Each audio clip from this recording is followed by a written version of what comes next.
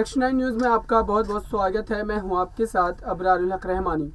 महाराष्ट्र की सियासत में सबसे बड़े अनुभवी नेता के तौर पर अगर किसी को जाना जाता है तो वो शरद पवार का नाम है। दरअसल शरद पवार ने एकनाथ शिंदे की जब सरकार का गठन हुआ था उसके बाद से ही कई बार इस तरीके के बयान दिए थे जिससे ये लग रहा था कि सरकार एकनाथ शिंदे की जो है वो ज़्यादा दिनों तक नहीं चलेगी।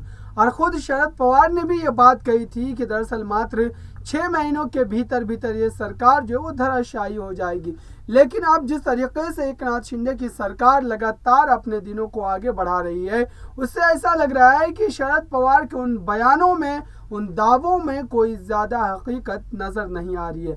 लेकिन यहाँ पर एक बात बताना बहुत ही ज़रूरी हो जाता है कि दरअसल शरद पवार ही वो ऐसे व्यक्ति थे जिन्होंने भारतीय जनता पार्टी के साथ चुनाव में हिस्सा लेने वाली पार्टी शिवसेना को जो है भारतीय जनता पार्टी से अलग करके महाविकास आघाड़ी गठबंधन का निर्माण किया महाराष्ट्र में के और एक नई सरकार का गठन हुआ। और उस नई सरकार के गठन होने के बाद ये तमाम आरोप कई बार भारतीय जनता पार्टी की तरफ से लगाए गए थे कि दरअसल शिवसेना के जो प्रमुख हैं उद्धव ठाकरे उनको मात्र मुख्यमंत्री का चेहरा बनाया गया है और सरकार जो है वो पर्दे के पीछे से शरद पवार ही कंट्रोल कर रहे हैं। हालांकि इस बात पर शरद पवार ने कभी खुलकर जवाब नहीं दिया।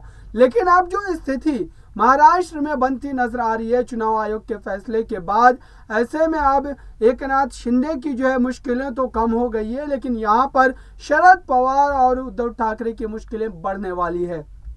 लेकिन खुद शरद पवार ने जिस तरीके का आक्रामक रवैया एकनाथ शिंदे के खिलाफ अपनाया हुआ है उससे यही लगता है कि बीएमसी चुनाव और महाराष्ट्र विधानसभा चुनाव जो आने वाले हैं उसमें कहीं ना कहीं एक बड़ी भिड़ंत देखने को मिल सकती है, क्योंकि शरद पवार को ही एकनाथ शिंदे ने मात दी थी अगर आप सही तरीके से कहना चाहें तो। क्योंकि उद्धव ठाकरे तो मात्र इस सरकार का चेहरा थे लेकिन सरकार को बनाने का पूरा षड्यंत्र और पूरी तरीके से रणनीति जो है वो शरद पवार की थी और शरद पवार इसमें बहुत हद तक कामयाब भी हुए थे।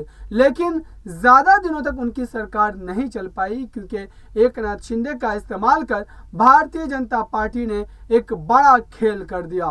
फिलहाल इस खास रिपोर्ट में इतना ही। देखते हैं महाराष्ट्र की सियासत में आने वाले दिनों में क्या फेरबदल देखने को मिलते हैं। मुझे दीजिए इजाज़त। धन्यवाद।